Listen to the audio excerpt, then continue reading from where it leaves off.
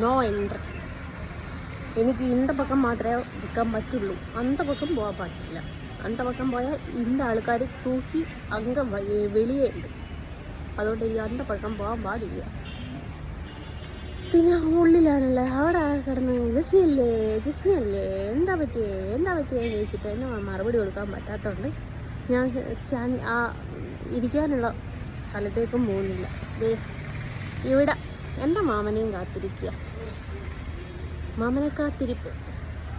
ഇവിടെ എവിടെയും ഇരിക്കാൻ സ്ഥലമില്ലേ? ഇതേ ഒരു സാധനം കണ്ടോ, ഈ പൂവും ഞാനും ഇട്ടത് ഒരേ കളറാണ്. ബാട്ട ബൂട്ട് പോകും.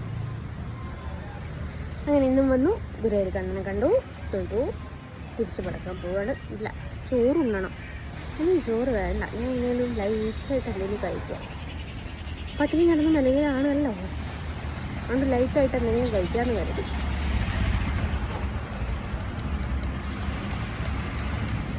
ഒരു പിരികമ്പൊക്കെയാണ് ഈ മറ്റേ ആളക്കൊല്ലി പുള്ളച്ചേച്ചി പറഞ്ഞത്. ഹിന്ദുക്കളെ വെല്ലുവിളിച്ചതാണ്. ഞാൻ ഒരുപാട് എങ്ങനെയാണെങ്കിൽ ഈ ഡാൻസ് പഠിക്കാൻ പോകുന്നവരൊക്കെ എത്ര ഹിന്ദുക്കളെ വെല്ലുവിളിക്കുന്നുണ്ടാവും. എൻ്റെ ഭർത്താവേ, ഗുരുവായൂർ, തൃപ്രയാർ, കൊടുങ്ങല്ലൂർ, പറവൂർ, എന്താ വാരാപ്പുഴ, എങ്ങോട്ടെങ്കിലും കയറിയാലോ.